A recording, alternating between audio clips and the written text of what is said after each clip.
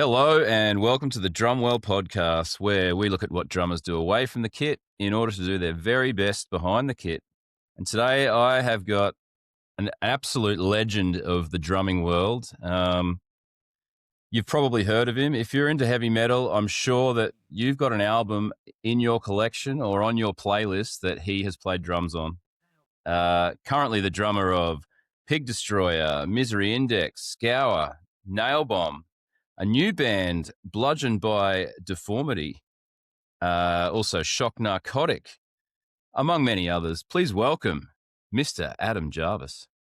My man. Yeah, it's a lot to name, a lot to remember even for me. It's somebody was asking me recently, like, so how many bands are you in? And I literally had to stop and no. Oh, yeah. I always say like 8, so it's got to be at least 8. Yep. But active bands is the other thing. It's not all extremely time-consuming projects. A lot of them are solely just like studio projects. So right. Maybe 4 of them I've been playing shows with recently, 4 or 5. So, and those are even spread out and, maybe 2 shows. Like Scour only played like 1 show this year. Right. So we're probably doing a few next year. But yeah, either way, it's I can't even keep track of it sometimes. Yeah. I think it's a thing. Like, I guess most drummers at that sort of, semi-professional, professional level have, like, every drummer, like not every drummer, but a lot of drummers I know play in multiple projects. But generally, like, for yourself, you're sort of doing all the projects that I know of are quite at that level, at that elite level where you're touring and you're performing and you're doing like or festival stuff, or like you say with Scour, it's sort of like exclusive. I know you guys sort of do like, say, a handful of festivals, or you'll do like, a Maryland Death Fest, or you'll do like Hellfest or whatever. And I think, you're doing the Nail Bomb stuff now. That's kind of getting around a bit, but that'll be like, I guess, it's been insane. Yeah. Like something I'd love to ask is, how do you sort of like juggle all of that? Because I know in my experience with my most amount of bands at once was 12 bands within a year period. But it's sort of like, I think like what you're just saying at the start there, you might do like 1 or 2 bands and you work with them for a few months and then they sort of have a break and then you're on to the next one. So you're constantly doing stuff, but like, how do you sort of juggle that at the elite level? Because I guess for me, it was always like I'd be in 1 or 2 bands that are touring or gigging, and then others that are like, I might do a local show once a year because it's just a bunch of mates from Brisbane and we just have a laugh. But like, how do you sort of juggle your schedule? I would say a lot of it is just coordination between all parties involved, of course. But it's agents, we got shared Google calendars, and obviously, as you know, everything gets booked so far in advance. So it's always been kind of a first come, first serve is the way I approach it. So it's like, if I'm already booked for something and then we get an offer for, because Pig Destroyer doesn't really tour, we'll just do like quick little weekend here, or maybe like 5. Actually, the run in Australia was the longest run that we've ever done since I've been in the band, which is almost 15 years now. So it'll be easier to kind of coordinate with Pig Destroyer, because it's like, all right, we'll block off, like we'll maybe do this here, this there, and already kind of have it planned out far in advance. But it always sucks when you get a tour offer that's something really awesome and I can't do it because I'm out for like maybe 4 days. And some tours are like, no, we want you for all of it or nothing. There's definitely, it's not an easy thing by any means, is what I'm getting at. So it's, can be a bit stressful at times when you're trying to plan stuff. And then, even if something that you're like expecting to happen might fall through, then you're like, oh, well, I could have done like these other shows with Misery Index if, I would have known that, and then it's like, now you're not doing anything. So that could be one downfall of it. But It's mostly just like proper coordination and just communicating with all the parties involved. Yep.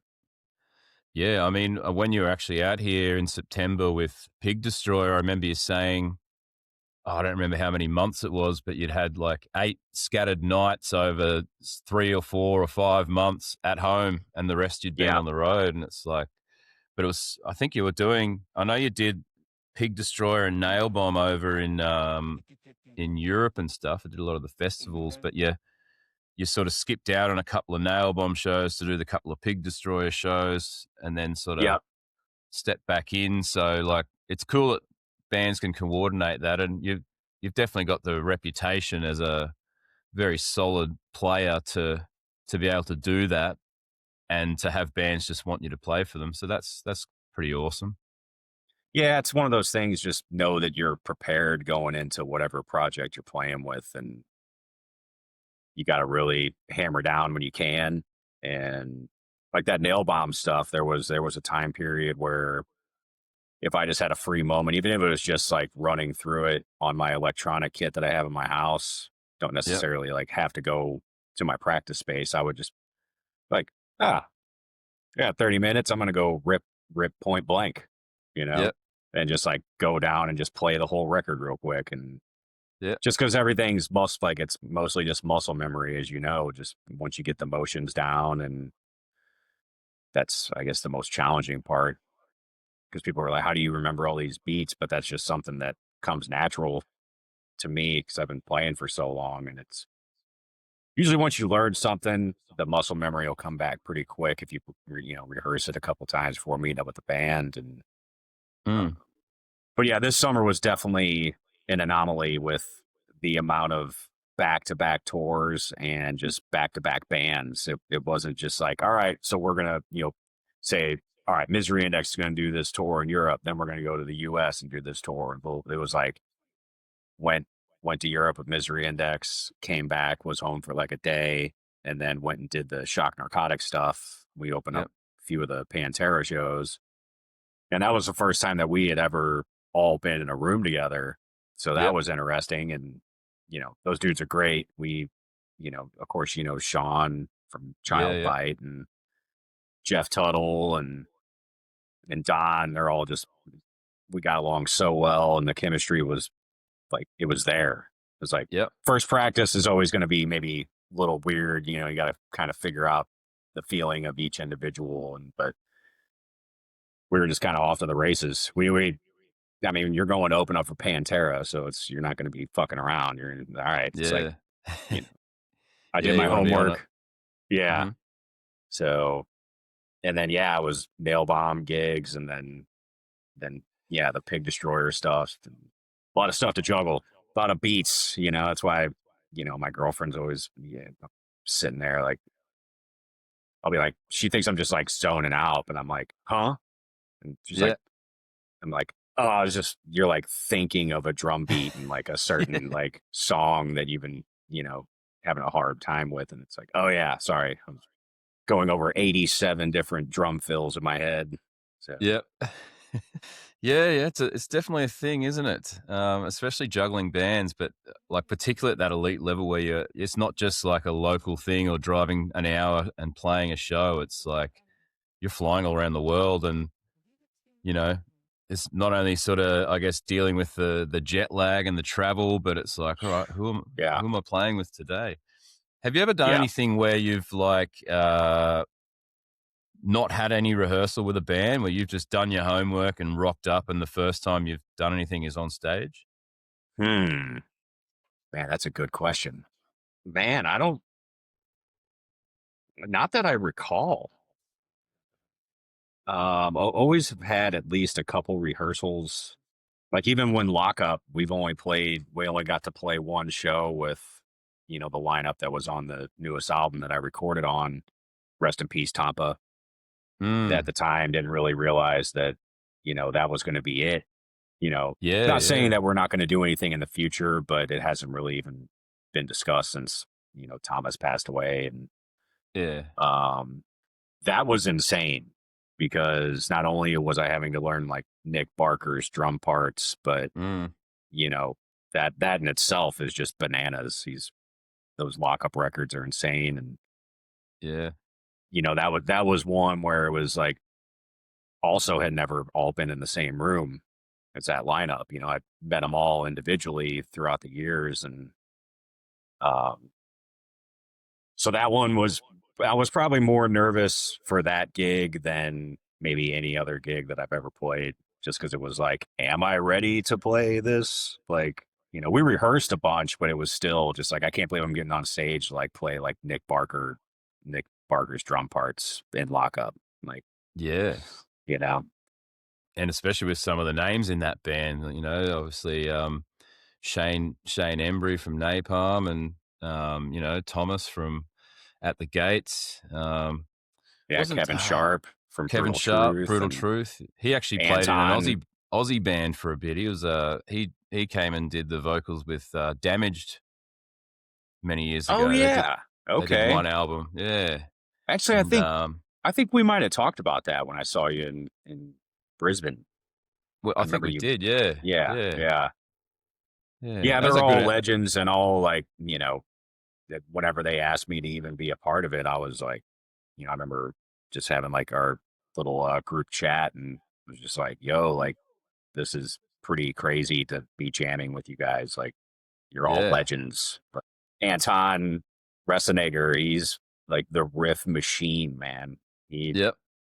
He's the secret weapon. Right. Him and I definitely, we that was all during the pandemic too. It was kept us all, occupied, and, Mm-hmm. not glued to the TV worrying about what was going on in the world. It was just like, all right, let's just write some tunes and have some fun. Yeah. You know, Awesome. Went and Well, recorded it during the pandemic, even, where it was like, engineer went into mic stuff, and then I would leave the room, and then it was like, it was still that weird. I did it with Kevin Bernstein, where I do a lot of my stuff in Baltimore, and towards the end we were just like, I'm not going around anybody else, are you? Like, we're not going out. So it was just like, all right, we can maybe stand in the same room. yeah. Yeah. Yeah. Strange times. It feels like Yeah. so long ago, all that, but yeah, strange times. I actually saw the lockup. I lived in Canada many years ago, 2011, 2012, and they had an album out at the time, and they toured through Canada. So I was pretty stoked. I got to see that lineup. That was with Thomas on vocals, obviously Nick on drums. Okay. Yeah, Shane was there. That was a really cool show. I've known Nick Barker for a little while. I met him in the UK when I was doing a bunch of Berserker stuff, and awesome guy. Yeah, got on Yeah, really well man, with he him. rules. He's actually living Yeah, in Canada now. yeah, I saw Yeah. that.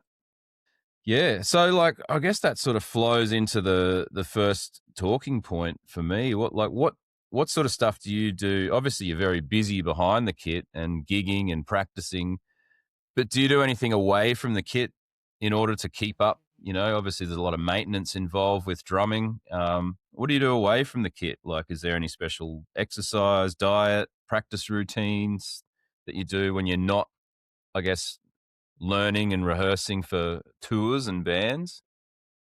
Yeah, a lot of it is anything nature based for me is like my workouts. Like, I love, actually went on a hike today. Um Yep. that's where I like to get my exercise, whether it be like, go for a run through the woods. I got a few different spots where it's not too treacherous. Mhm. Yeah, that's a number one for me. And then just trying to have a semi healthy diet. Just being conscious of what you eat. And, we me and my lady are always very, you know, I wouldn't say that we're, what would be like, a good word to use, or lack of better, like snobs or anything. Like, oh, Yeah. of course you got your junk food days, but, when Yeah. we're at home and it's just the two of us, like, we try to eat as healthy as possible. Mhm. So yeah, that's a big one right there. And yeah, just try to practice when, obviously, you're not touring nonstop. That's one thing that I've gotten back into that I kind of neglected for a little bit, where Yep. I would get home and just be like, I don't even want to look at drums, but like I said, if I got the electronic kit downstairs, and that's something just fun to just go down and just mess around, and just I'll play like, you know, Queens of the Stone Age or something, just to, Yeah. step outside of the box of just like ripping a blast beat or something like that. Yeah. Yeah. Something fun, different. But yeah, that's really it. I don't, I wish I would actually work out more, but I think all of us do. Yeah. But I guess just like, just trying to just stay active and practicing or going on hikes. I'm in the woods at least like 3 or 4 times a week. That's I try awesome. to be, you know, Hmm. that's that does it for me right there.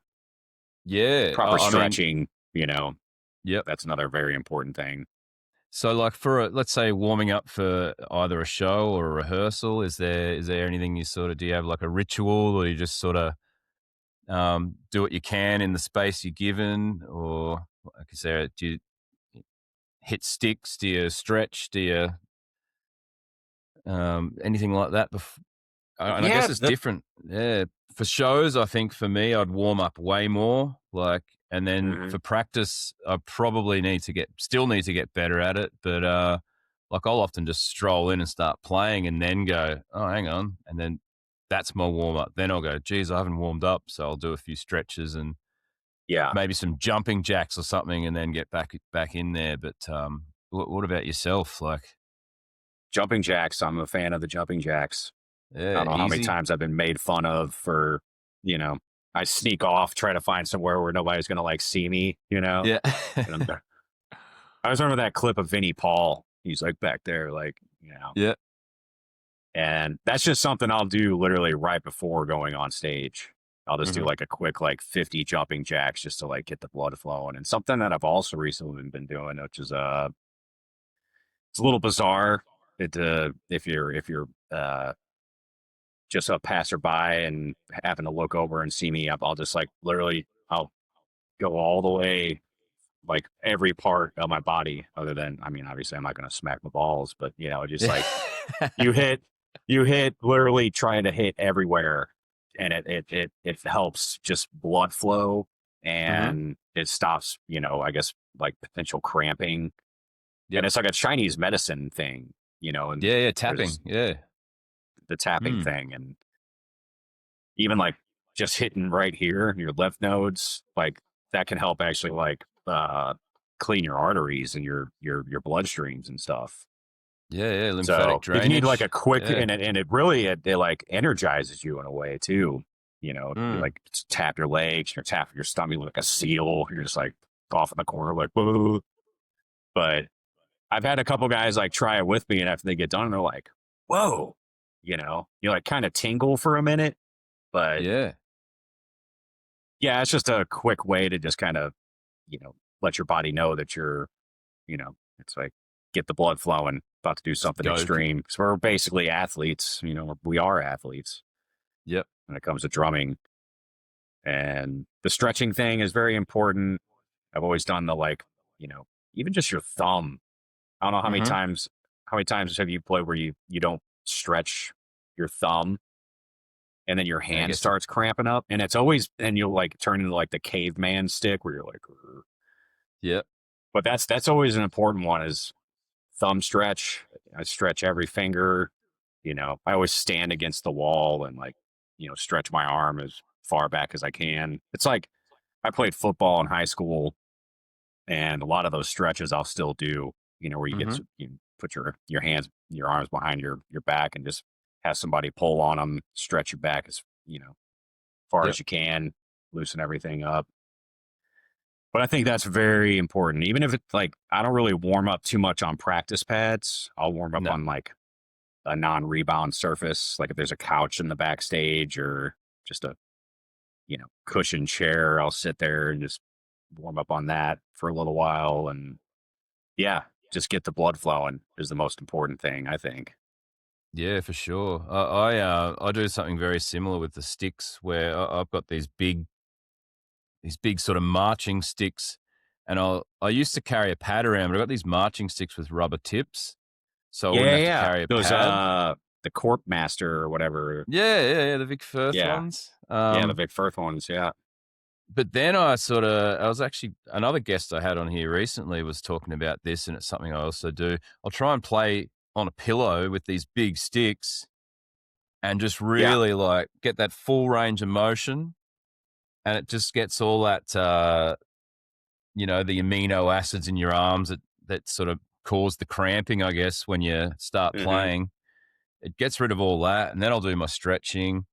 I've also recently found that I always do those ones like you're saying and stretch the fingers, try and like do little pops. But I also Yeah. found recently, instead of like pulling back and stretching the muscle, I hold my hand there and push on it. I forget the name of it. It's a certain name of stretching. It's like, but you're not actually like elongating the muscle. You're kind of just like activating it.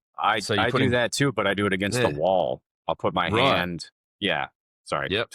like Yep. this, and then like, flat against the wall, and I'll move my arm down to where, you know, of course, with any kind of stretching, you stop when you start to feel pain, but you almost like you start out at a comfortable level, and then you kind of just like where I work my arm down the wall in a Mm-hmm. way to where you could really, really feel it stretching, and you're like, Yep. all right, that's about as far as I want to go, and Mm-hmm.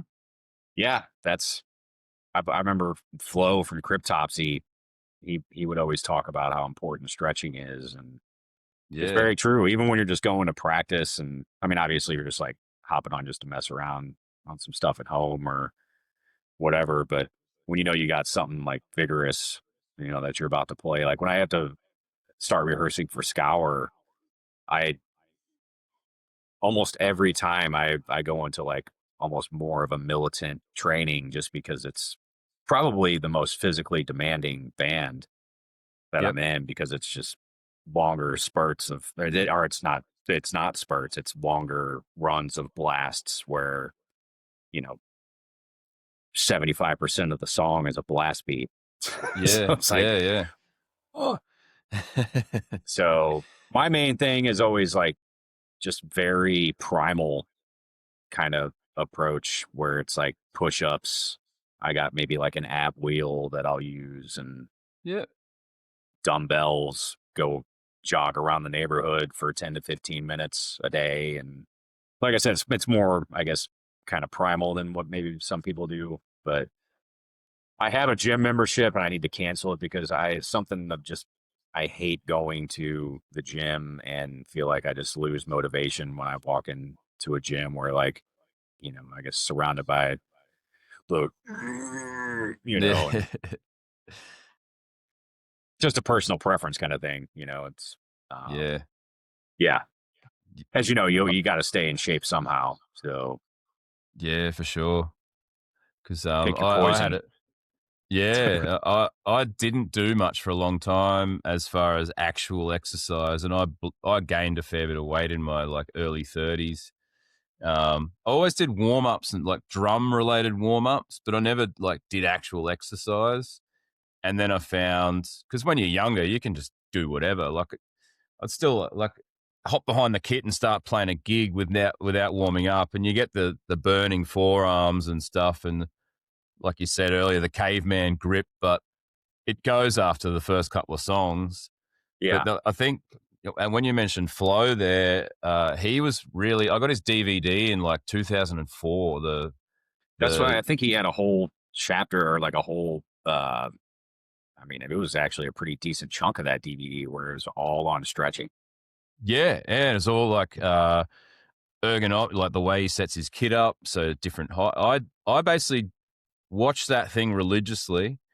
I set my kit up slightly different for my height because a lot of drum kits, the toms are mounted into the kick drum, but he sort of showed this thing where you could like bring your toms a bit closer, push your kick drum a bit further, and set it up for your height. Hmm. And that way, also like the angles of your legs for the bounce of the pedal. I just watched that religiously, and even just changing my setup slightly, I could instantly play quicker. And Yeah. then doing a lot of the stuff he suggested, like the squats and the push-ups and like just certain things that are going to get all your limbs and everything working. That really changed a lot for me. And all his speed building exercises, like where you start real slow, start at 60 BPM, and then get quicker and quicker. I actually had a in-person lesson with Flo when I was living in Canada too, and it was really good. Like I was staying in Toronto, so I drove out to, he was up sort of north of Montreal. I drove out there, had a lesson with him, and it was really cool because I sat down on his kit and like, played. He's like, I'll just play and let me see what you do. And I just sort of played a little bit, and he goes, well, your technique and everything's really good. And I said, that's great, because I basically just copied what you did on your DVD. Yeah. Like, thanks for putting out that DVD, man. Like, yeah. It's amazing. I still actually refer people to that, because now it's all on YouTube, so you can like pick little chapters of it and go, man, watch this. Oh, you're struggling with that, dude, watch this. And I mean, there's a lot of drummers out there now. One guy I follow is Brandon Green. He's the drum mechanic. He's sort of all over Instagram and Facebook. And I did his ergonomic course, where, he shows you different ways to set up the kit, like at certain heights and so that you're not like overdoing stuff. Like say you use say you ride on a crash cymbal heaps, you want it to be a natural movement rather than like overreaching and then absolutely. Stuff that you hit less. Yeah, I think I know who you're talking about, but I'll have to look him up after this to see if that's the guy I'm thinking of. Yeah, he's a Canadian guy, the drum mechanic, he calls himself. He's quite interesting. I did that, and he does an exercise course as well, the Drum Forever Fitness program, which, he adapts it to like obviously going to a gym, but also adapts it to being able to do stuff backstage. Just using like MacGyvering something, like you got a paper clip, a piece of foil and a chair, and you can like an oil filter. Yeah.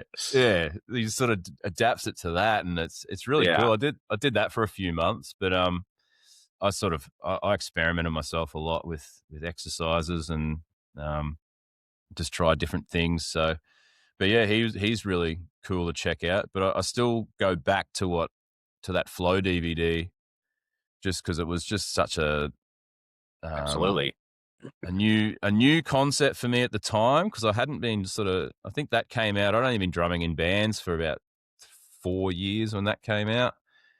And then, I've just referred to it, I think that came out in like, I got that DVD in 2004. So what's that? 21 years ago.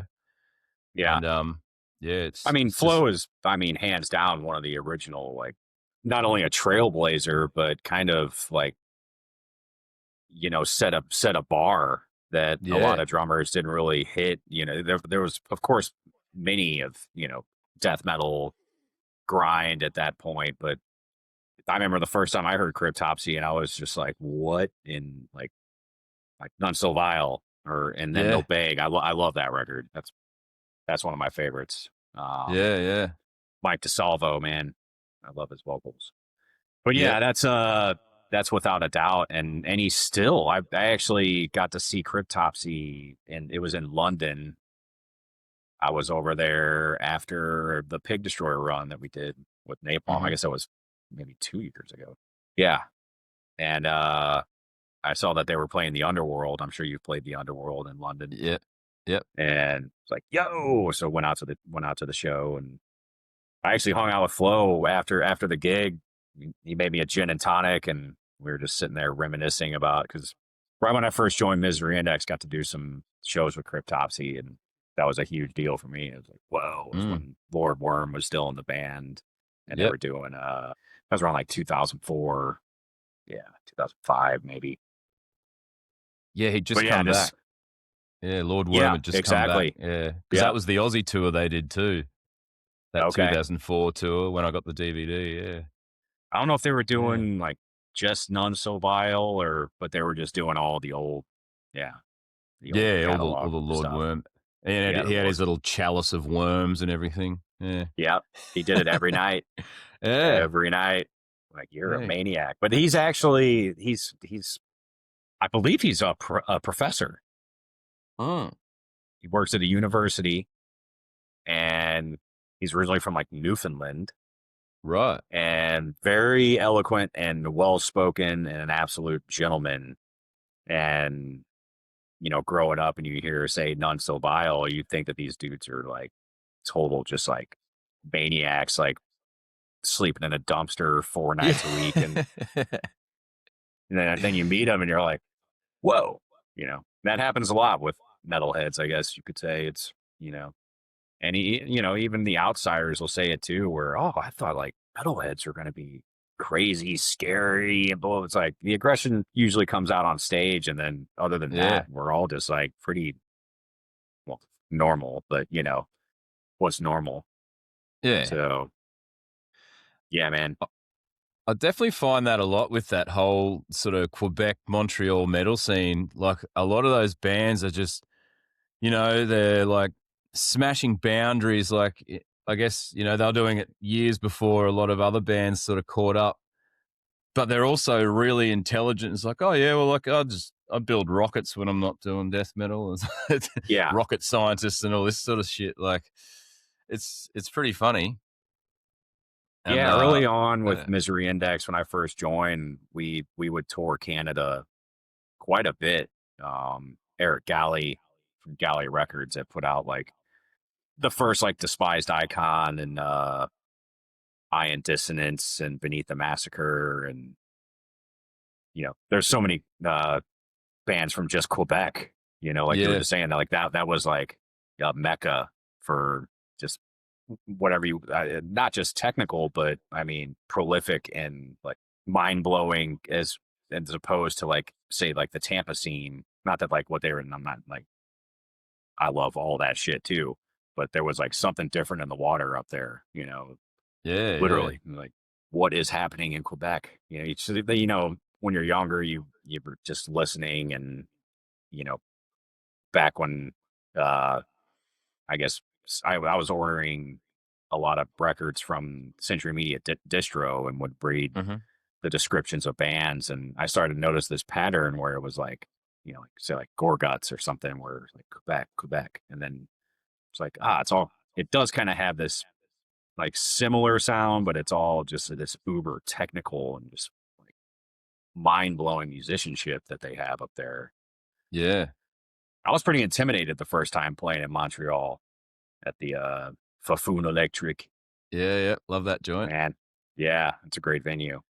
Yeah. And I got so many friends up there, man. I haven't been there in years now, but we toured a lot with like Neuraxis. Yeah. That band or not? They're I do. Yeah. actually, I think yeah, the bass player from Cryptopsy was in there at one point. The guy that's in Cryptopsy now. I think a lot of dudes have played in Euraxis from oh yeah. the Montreal Even scene. Alex Yeah. Aaron, the singer from Despise Icon, was the original drummer for Neuraxis Yeah. Right. Yep. back in the day. Like Jan Thiel and Rob Milley, Stephen Henry, all those dudes, and like so many different projects. Mm. Phobocosm, I know that's another band up there. Too many to name. I know I'm probably forgetting like 50 bands, but Oh yeah, they got a amazing scene there. yeah. Yeah. But I And guess amazing like what I was musicians. getting around to was like, yeah, finally playing up there and like getting to tour with some of those bands and seeing it. It's like, yeah, man, they're not messing around. They're Yeah. Yeah. take it very seriously, and like amazing musicians. Augury was another one I wanted to name. Oh yeah, I remember them. Yeah. Yeah, ridiculous, man. Had that bass player with like the 800 string fucking. Yeah. Yeah. I guess a newer band from up there that's I toured with, and they're pretty also great musicians, is Beyond Creation. Oh yeah, They're Beyond Creation, of course, man. they're probably Yeah, like sort of flying that flag. Obviously Cataclysm's been around forever. Cataclysm. They're pretty Yeah. awesome. Yeah, great scene up there. But like Flow, I think, yeah, definitely a trailblazer, especially in the extreme drumming world. I'm actually, I was saying earlier, I think before we hit record, I'm going on a holiday shortly, and we fly out the day before Cryptopsy plays in Brisbane, and I was like, yeah, Postpone the trip. No. well, yeah, well, it's too late. But I always love to just catch up with Flo and just watch him play. And I don't know him super well, but he's always been really accommodating. Anytime we're in the same place, and always down for a bit of a nerd out, which I love. I'll get him on here one of these days, on this pod one of these days. I know he would be totally for it, man. Yeah, I did one of the sick drummer round table things that they do. Yep. He was on it, and it was Nick Barker, Dauber from Oceans of Slubber, and obviously Insect Warfare. And what's his newest project? He's another dude where he's always in like a million bands. Hard to keep up with them. Yeah. Totally blanking on this one. I think I saw. I think Ian actually put a happy birthday. I think it was that guy's birthday. Yeah, it was just his birthday. Yeah. I think yesterday or the day before. I literally just read about all the bands that he was in. Yeah, maybe it was yesterday. Yeah, the day before. Yeah. Another mad lineup of stuff. Oh yeah, Dave McGraw was on that one too. Oh, Dave's keen. I've got him lined up to come on here at some point. But I bet. Obviously, I love that dude. Yeah, me too, man. He's always great value. We actually had a really awesome. It was right before COVID sort of shut the world down, but it was the start of 2020. They were like one of the last touring bands to come through Australia. Their tour kind of ended and they went home, and then the world shut. And we had this really awesome drummer hang in Brisbane that David organised. There was him and me and Lee from Thy Art. Okay. Yeah, Version's Crown. I forget his name. Just this really cool drum hang. It was sick. Yeah, I just saw Dave Haley. Jaden from Version's Crown. Jaden Mason. He's an awesome drummer too. Okay. Yeah. So you saying you saw? Yeah, I saw Psychroptic just a couple weeks ago. They played. They were on the Neo Obliviscaris tour. Yeah, and I met their drummer for the first time. Is it Dan? Dan Preston. Yeah, he's been on. He's been on here. Dave was my first guest. Yeah. Dave's Dan's super awesome. Cool to meet him, and great drummer. Yeah. Oh man, and Dave, of course. I mean, always rips your face off. Yeah. And I got to hang with him for a little bit, but that's another.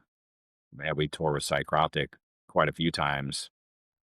I mean, decade plus ago at this point, but yeah, we did the one tour where it was Hate Eternal, Misery Index, Psychroptic, just like blast beat fucking city on that tour, dude. Like, Jesus. You've actually played with Hate Eternal too, hey? Haven't you? I did one show with Hate Eternal. Right. And that was totally bananas. Totally insane to learn that stuff, man. Oh, I remember when I bought their album King of All Kings when it first came out. I saw a video clip for Powers That Be on the cable music channel in Australia, which was Channel V at the time. And like, what the fuck is this? And I've next day gone out and bought the album, and they call him Derek One Take Roddy. Yeah. He's just like gone in one take of every song. It's like, that's it. And I just imagine like on The Simpsons where Krusty the Clown walks into the recording studio and just goes, hey kids, busts it all out and leaves. And he goes, okay, Krusty, we're ready for you. Just that one take. Yeah. It's like, see ya. One take, Peace. Roddy. Yeah, man. Yeah, that was another scary show. Whew. But really cool. I mean, the way that all went down was touring with Rutan, and just, we were pretty tight, like the after show hangs, we'd always, shoot the shit, really got along. And he's just, Rutan's an amazing individual. And he would be like, "Oh man, I want to jam with you," and saying this Yeah. shit, and just like, this come from a dude that was in Morbid Angel, and obviously Hate Eternal's insane, and now he's doing Cannibal and stuff like that. But Yep. legend, absolute legend, and he's Yeah. jammed Yeah. with like the best drummers. So, um, I think it was right actually going back to Quebec. The drummer that was in Hate Eternal during all those tours was that Jade Simonetto. Oh, yeah. And he's from Quebec, Mm-hmm. and he had recently just left the band after that. I think it was the Fury and Flames album, which that Yep. record, like, holy shit, blows my mind. But because we played quite a bit off of that, and I didn't really like. I'd listened to it a couple times, but then having to like learn some of the material, I was like, whoa, like this shit's Yeah. insane, Yeah. And he just left, and they had already confirmed Housecore Horror Fest. Right. And he didn't want to cancel because, I mean, obviously Rutan was in Morbid Angel when they toured with Pantera, in the 90s or early 2000s. So that's like his boy, and he's like, I don't want to cancel. He's like, but I always said I wanted to jam with you. How do Yeah. you feel about it? I was like, well, first of all, I think I need to sit down. And I want to say yes, but I also don't even know if I can play that stuff, dude. He's like, oh, what are you talking about? Like, you got you fucking. And he always he calls me mega arms. Yeah. They're like hitting the China, just like it's like look like you're just like trying to break every symbol that you have, Yeah. And he was like, you could do it. I got faith in you. Like, it was. I think I had. It was a decent amount of time to learn it, but I had to learn like 16 to 18 Hate Eternal songs. Yep. Wow. And I was like, holy shit. That's a lot of notes. We talked about like, yeah, maybe we can do more after this, but he's like, after this show, we kind of want to like focus on, what we're going to do in the future and yada, yada. And after that, I think is when they ended up getting Hannes Grossman to come. Oh, yeah. Yeah, because I think he recorded one album with him. I have to fact check me on that, but got Chasing Westmoreland dude was playing with him, and Longstreth played with him, and I mean, it's like, not easy shoes to fill by any means is Derek Roddy. That's like holy shit, yeah. insane. And Tim Young on the first record too. I mean, his drumming on that is insane. So that's one for the books right there. And it was only the one show at Housecore Horror Fest. Which year was that? Was that 2013, 2014? I played the 2014 Housecore Horror Fest. That was with like Napalm, and that was the return of Superjoint, that 2014 one. Yeah, there was 1 year that I didn't go or play, and that was maybe 2014. Right. Yeah. Because it was the second. It was the second one. Right. Or maybe it was even the first one. Because Pig Destroyer played, and that's why Rutan was like, well, I know you're already going to be there, Yep. So, yeah, Hate Eternal played the first night, and then Pig Destroyer played the second night, which is insane, man. Mm. That festival was a blast. Yeah. Oh, the day that we were there was amazing. And also, that Gwar played and Napalm. That was actually where I first met Phil too. Like, we were playing, Okay. and he was just crawled on stage behind the bass cab next to the kit, and was like, and I'm like, holy fuck! Drop a stick. Whoa. Yeah, so that was very cool. That's another thing actually I just wanted to bring up is, I guess for dudes sort of our age, Phil Anselmo, Max Cavalera, probably the two most iconic frontmen in metal from like the 90s, two of the most, I would say. And you're in a band with each of them. That's pretty cool. It's freaking insane is what it is. Yeah, yeah. It's Man, I know, it's like there was, what was it? The first show with Nailbomb. It was the Max Dynasty show in Arizona. yeah, And it was like the weekend after that. No, the weekend before Scour played in New Orleans. Yep. And then I went straight from that to jam with Max Cavalera. Yeah. And like, I was just like sitting there thinking about it for a minute. And I was like, you would have told like 15-year-old me, like, Yeah. hey, one day you're going to be playing in bands with Max Cavalera and Phil Anselmo. You know, one of those like holy shit kind of moments, and you know, Yeah. really thankful to be able to just do the damn thing. And it's a crazy journey. You know, you never know where you're going to end up. You know, as long as you practice, stay dedicated, you're not a dick, and you're not Yeah. pompous, and that's I guess a lot of people don't want to. I guess really go for it. You know, they're like, I would be in a touring band, and then they get on the road and do like one tour and realize it's not for them. Yeah. I knew early on, I was like, I want to do the damn thing, and got the Misery Index opportunity, and that was one of the best things that's ever happened. You know, Mm-hmm. And you're so it saying wouldn't just be, earlier, first show with them was actually whacking. yeah, Or yeah, that's awesome. yeah, man. That's It was one of those awesome, but things also where, pressure. yeah, I found out about them needing a drummer through. I was like a part of their like email list or whatever Yep. newsletter, and found out just with a few days left as like a deadline that they wanted you to have send in like submission tapes and stuff. Mm. Because yeah, this was 2004, maybe even late 2003.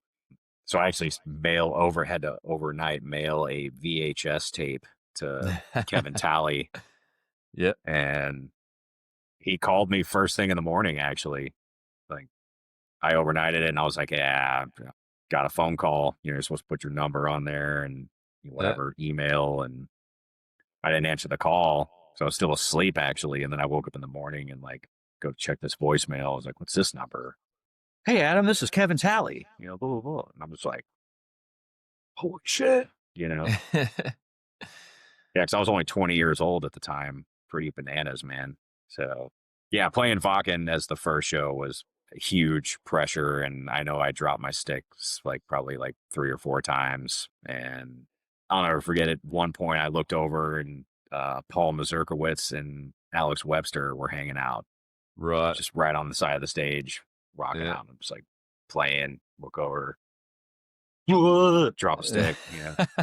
Crazy That's times. awesome. That's actually Nailbomb just played it this year, and that's the first time I played it since my first show ever. They basically in the the big leagues kind of thing. Yeah, Pretty nice. insane. And jamming with Yeah. Max, man. You know, that first gig of playing with him was holy shit amazing, and just jamming with him and getting to like hang out and Mm. just hear stories, just random stories. Yeah. Like I was talking to him about, because I was like, well, what was the first show that you played outside of like South America or Brazil? And it was in Austria at on the Sodom tour when they opened up for Sodom.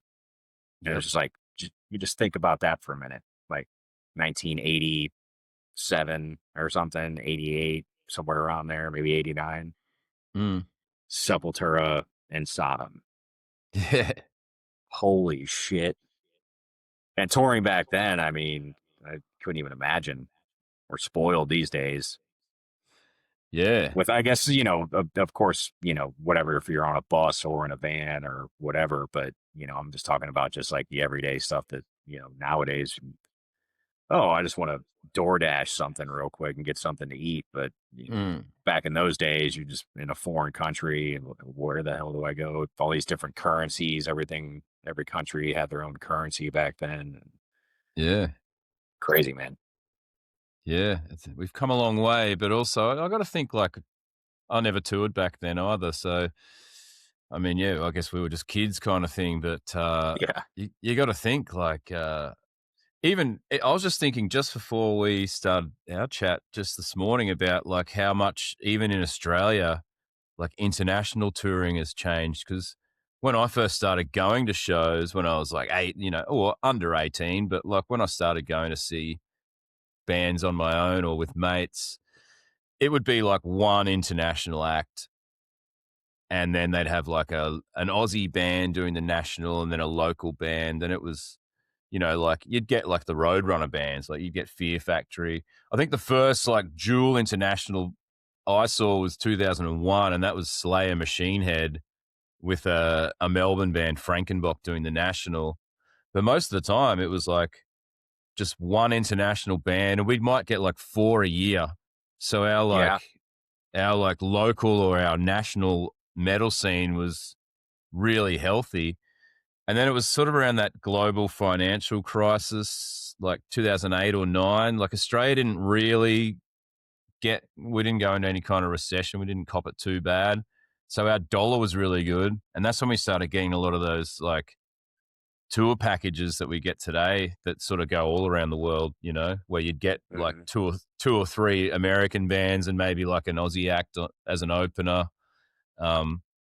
Where it really stepped up and really like it became a lot more accessible for bands to get over here. But yeah, I was just sort of thinking about that earlier, how, yeah, like I went and saw Fear Factory and they played with like a band called Super Heist that was sort of not local, like a Melbourne based band with sort of national like touring schedule. And then they'd have a local on there.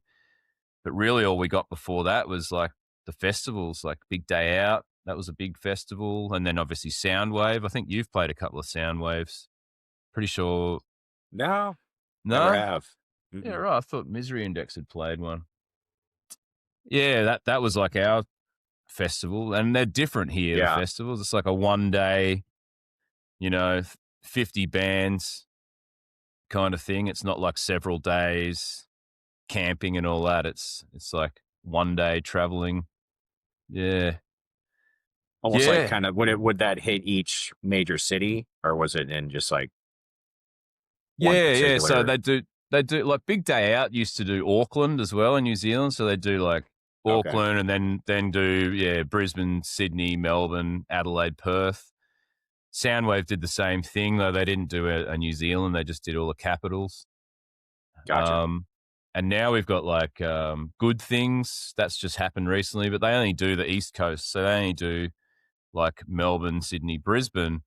But then when you're over here, here's a little plug actually. You can catch Adam playing with Nail Bomb at the end of January at both Froth and Fury festivals. Yeah, which is I'm looking forward awesome. to that. That's an independent. I played Froth and I think it was the first or second Froth and Fury I played, and it was amazing. And it's just growing every year. Northie, who runs it, like he's got a whole team. Jason North. Yeah. We toured with his band. Truth Corroded. Truth Corroded. Yeah. And I just saw him recently. We were just down there, but really looking forward to that, man. Really He's done a phenomenal job. Him and Cassie and their whole team have done a phenomenal job, and it's awesome. And this is the first year that they're doing it in Perth. In Perth, correct? Yeah. And that's with like Brad and Dicey, Soundworks, and Dave, obviously. Yeah, but that's like an independent festival, but it's massive. Like, I can't give them enough praise for what they're doing there. But that's kind of the vibe of what, you know, Big Day Out was in the late 90s, early 2000s, and even the sort of Soundwave years.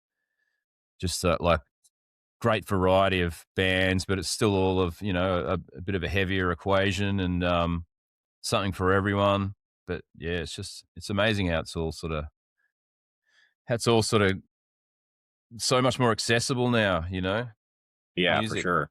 Especially down there, like I could totally see that, 'cause it's like getting to that part of the world for a lot of, you know, European or American bands. It's like, it's not only a big investment, but it's, you know, just getting down there is a battle. So it's a day. Back then, I could only imagine that it was even more difficult, you know, 'cause if you don't have like proper label support, or if you didn't have a big enough name, then the promoters wouldn't even want to bring you down there. So it's like, such an undertaking for them to risk like losing the money to, you know, get you there. Yeah, for sure. And it's also, as you know, like it's not like touring anywhere else. Like it's not like fly once, fly to Europe, hop in a van and drive. It's like Yeah. You fly to Australia. You're probably playing the first show on little to no sleep because you're jet lagged because you've just spent a day on a plane.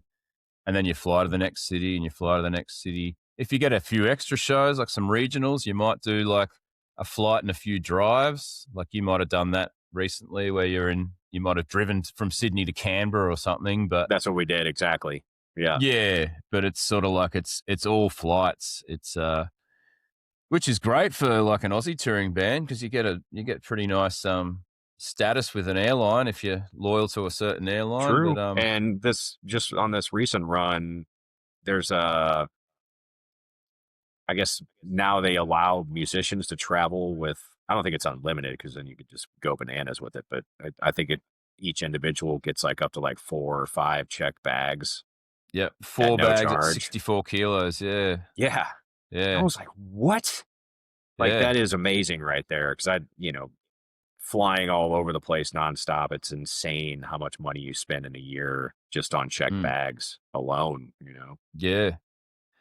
Yeah. It was something that, because that particular airline, Virgin, started that. I think Qantas do it too. Qantas, yeah.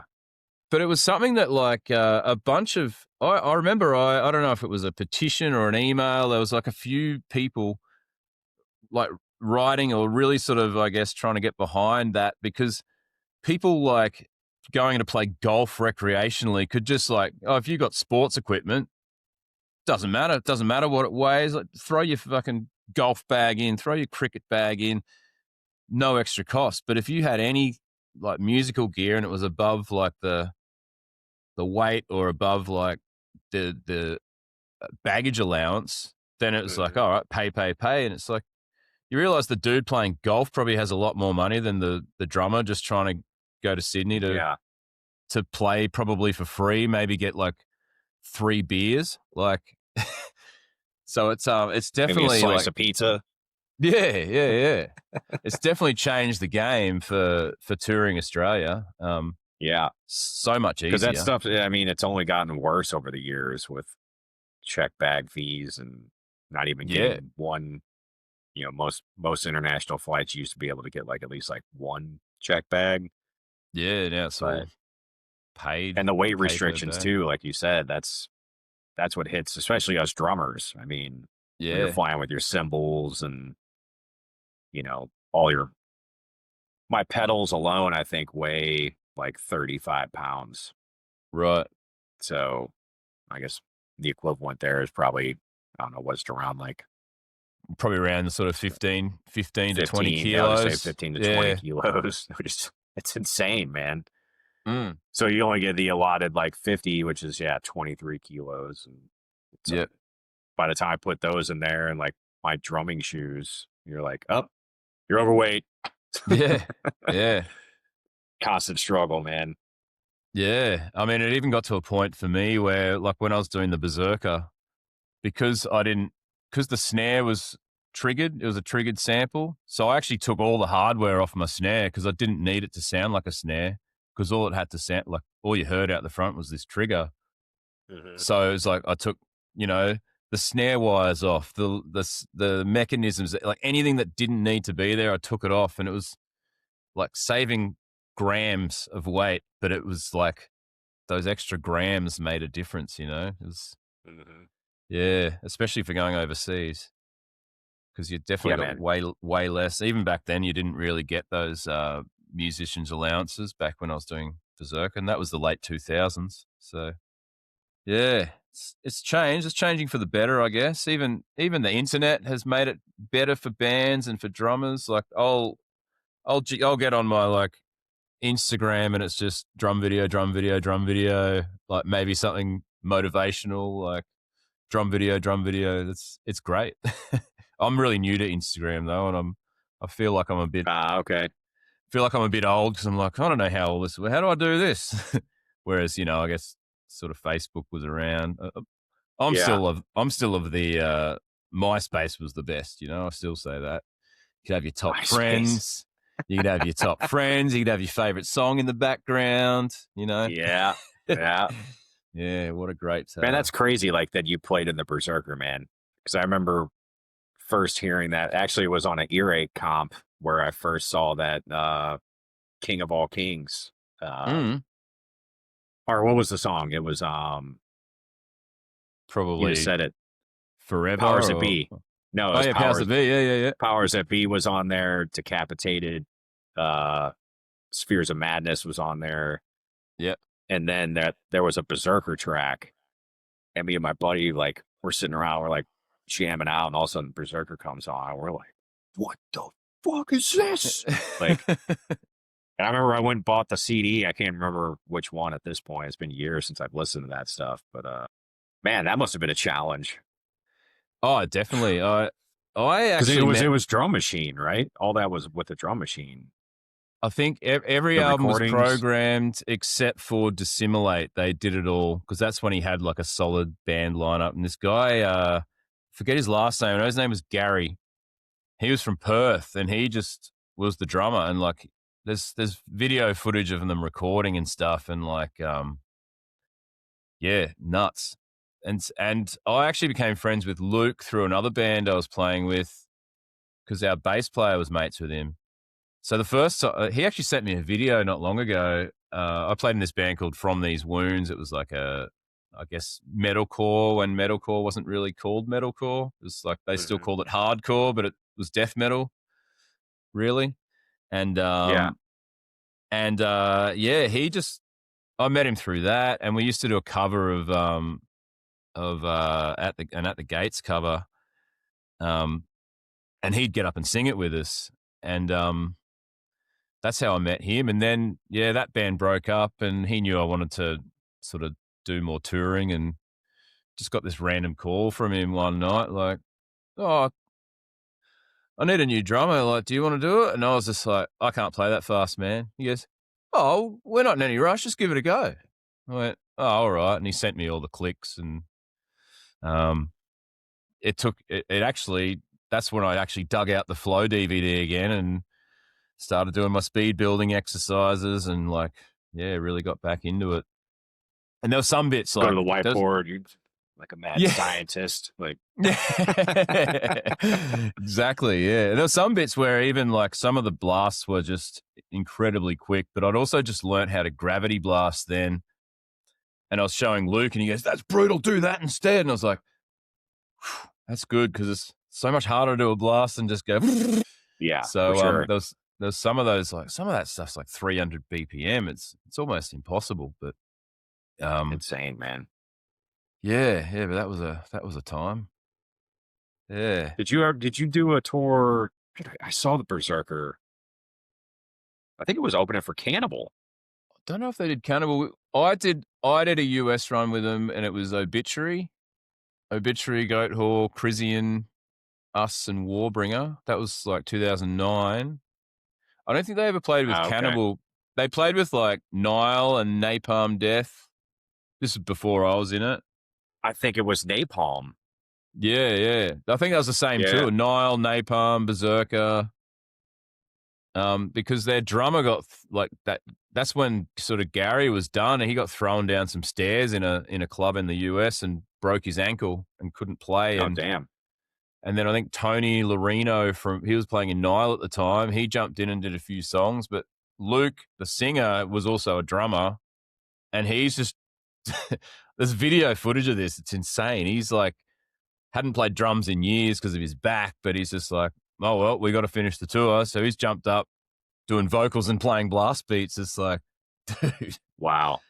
yeah, insane. That's He's insane, actually man. he's an insane drummer. He was a drummer before he was a vocalist, but had a accident and fucked his back and couldn't do the things anymore. But speaking of injuries, this is one of my last talking points. Have you ever had any kind of injuries that you've had to recover from, like drum related? Anything that's restricted you from playing? Let me knock on some wood up here. Yeah, I pulled a muscle when I was in high school lifting weights, and it like severely messed up my shoulder. And I yep. did like some physical therapy for it, but it took years to kind of get over that. And there was a point where like I could barely even like lift my arm like halfway up or try and like throw a baseball, like nothing. Yep. So that was very alarming. But that was back when, yeah, I was like 17 or 18. Mm-hmm. And yeah, knock on wood again. Why not? Yep. Been lucky. So no serious injuries. Never really broke a bone. Well, never broke a bone because I mean, you would know. Yeah. Yeah. But yeah, that's one of those things where you always hear about, carpal tunnel creeping up. And Mm. actually, my father's a drummer, so he's been playing drums more now. 72, yeah, he's 72 or 73, Mm. and he's been playing drums more now with like blues bands, and he plays Zydeco music, and he's country. He's a Willie Nelson impersonator. It's insane. Oh yeah.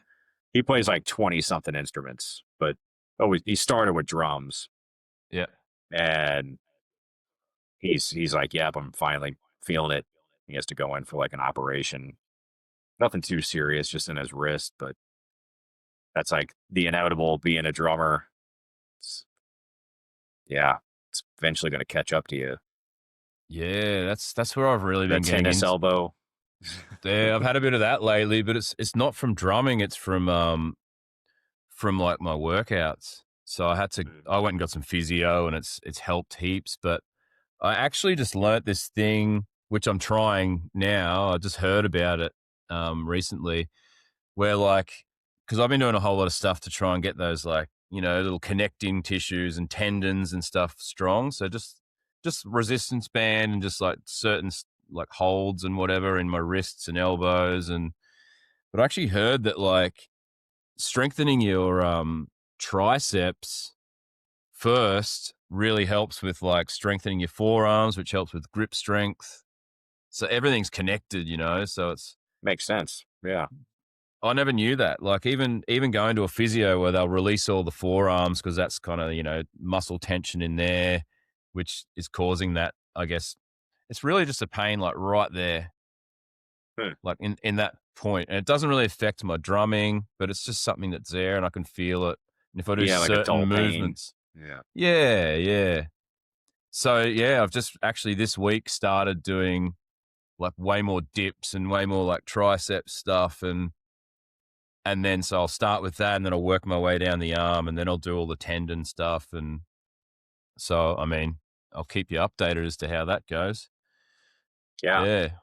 But little things like just trying to I think movement in general is just the best way and I'm also super cautious as to what I do like activity wise, I don't ride motorbikes. When I lived in Canada, I never went skiing just because it's Mhm. like, I don't want to fall. I'm here to play drums. I don't want to fall over and break an arm and not be able to play drums. Like, Yep.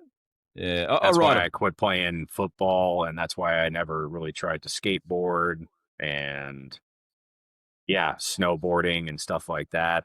It's just like, how many videos have you seen where a dude just breaks his arm the first time he tries to get on a skateboard? And yeah, I tried to skateboard a couple times and realized, I'm not really too good at this. And I was like, you know what? I don't need the skateboard.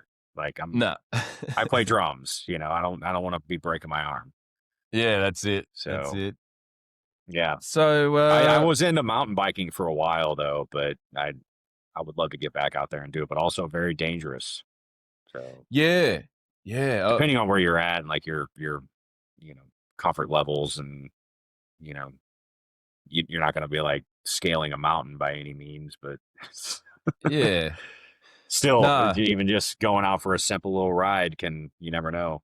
I think it was Mike Justine, drummer from Madball and Unearth. He was just injured recently on a mountain bike, and he was one of those guys where he was, you know, that was his everyday. Like when he was home, he would like constantly do all about like obsessed with mountain biking, and one wrong turn. yeah. Well, that's one thing I do. I actually ride I have a mountain bike. I just ride it to work. I don't really go doing downhill stuff in the woods or anything. Like maybe I might ride through a track or something, but it's never anything where I would really wipe out. But Mhm. on the road as well, if one wrong move and you gravel rashed up for a bit. But yeah, I guess I still sort of think about what I'm doing before I do it, purely because I don't want to have any kind Yep. of injury that's going to restrict my playing. So That's the thing. I had to stop getting into the pit as well, which was a big bummer. So I used yeah, to love getting into the pit and just, yeah, thrashing around, being an asshole. But yeah, there was a time that it was shortly after I joined Misery Index that I got into a pit. I think it was at a Slayer show and broke my nose. So yes, oh, I have broken a bone. I had broken nose.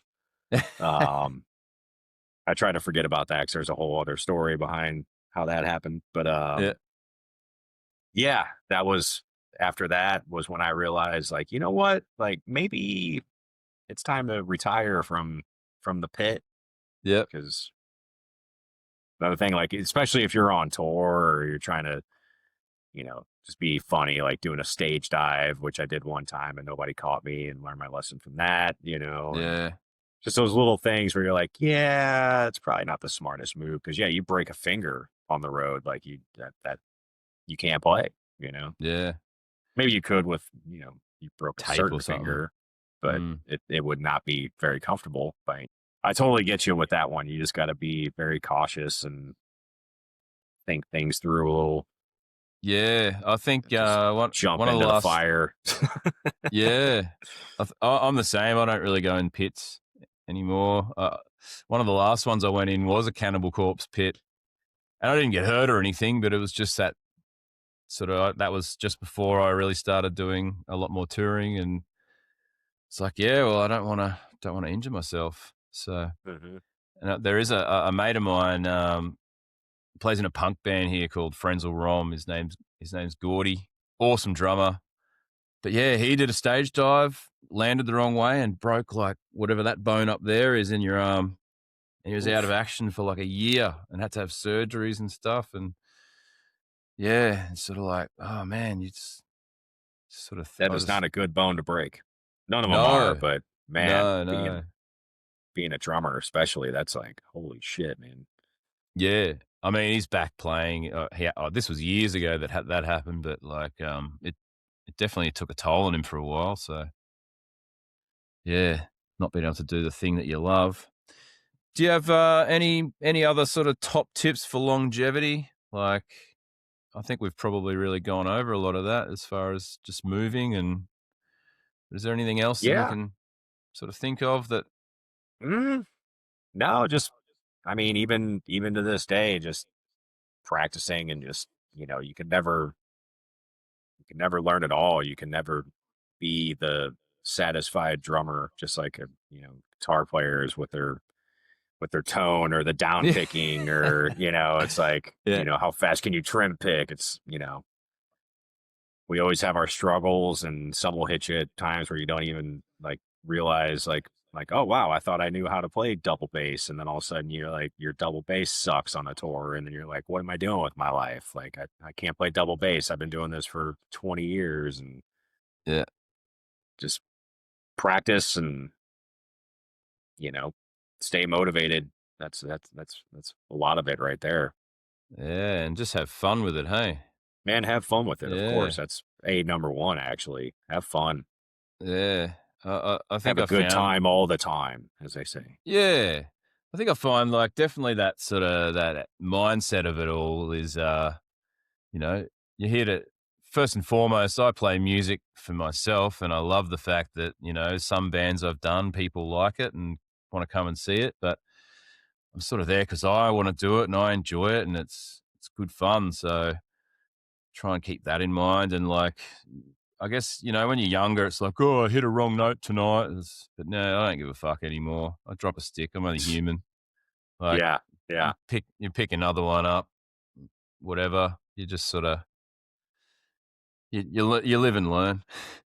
Yeah. absolutely. And just like, Yeah. always, when you're in a band, it's like being in a relationship. So Mm. been really lucky to like always jam with like really cool dudes and always, have a blast, and you get to see the world and experience shit that you would have never done in your life if it wasn't for just playing death metal, which is blows Yeah. my mind still to this day. Yeah. Probably played in like over 50 countries playing heavy metal. Yeah. Never would have thought that in my life. No, I mean, I never even had the desire to travel. I just wanted to tour in bands, but then I got the traveling bug sort of after I'd done a bit of touring and went, oh shit, there's so much cool stuff to see, but I'm sort of working here. Like I can't get away and see it. So then I've sort of, taken some mental notes and I go back and travel. This trip we're going to do, my girlfriend and I are doing to Europe, is the first time I've gone there without being on a tour. Like I lived in Sweden Oh, for a that's bit. cool. Yeah, we had a Swedish guitarist in the Berserker for a bit. So we sort of all lived at his place and toured from there. So I guess I sort of got to do the day-to-day, for a couple of weeks at a time between tours. But Not a bad place to be. yeah. He was in Malmo. Where so were you going? Where are you off to in Europe? Oh, we're doing sort of like a lot of the Christmas market areas. So we're doing sort of Belgium and Germany and Scandinavian Okay. countries, and yeah, it'll be great. Yeah, That's awesome.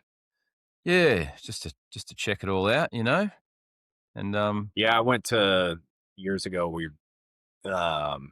played in London. It was right around the holidays, around this time, and went to the Christmas market in Camden Town area. oh yeah, And it was like all those old school, Christmas Carol or something like that. Like dude on the corner selling yeah, chestnuts and drinking the like mulled wine, and I was like, oh, just walking through the horse stables and like the bazaar, really cool, man.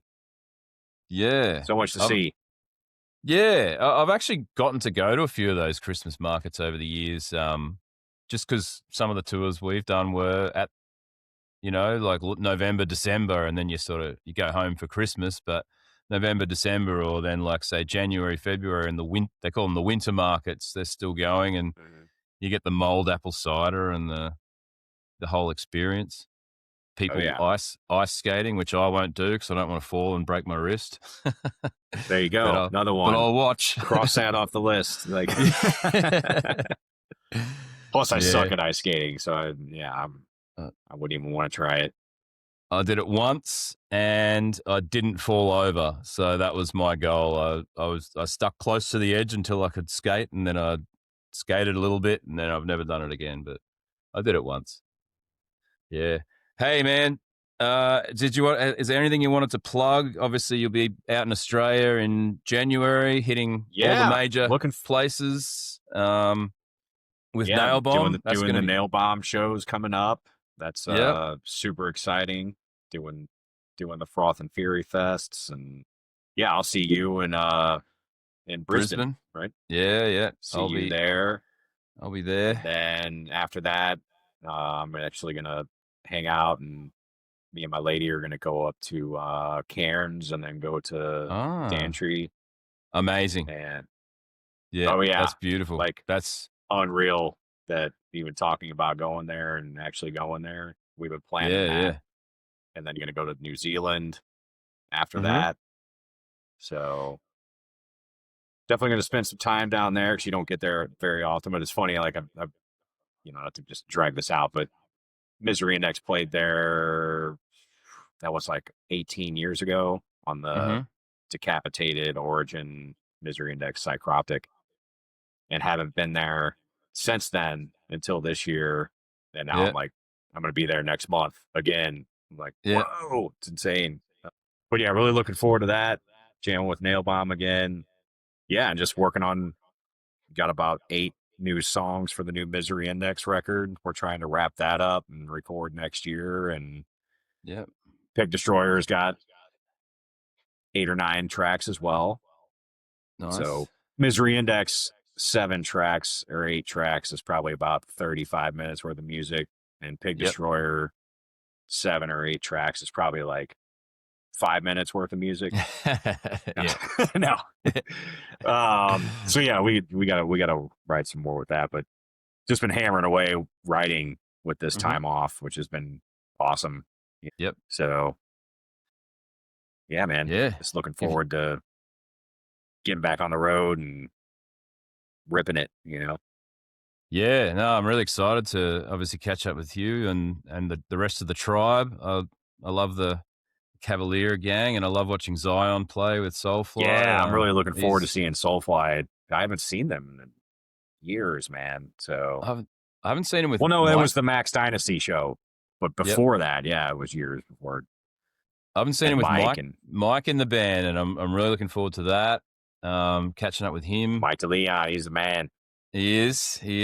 But yeah, it's going to be great. Looking forward to that. I'll get back a couple of days before that, so yeah, it'll be good.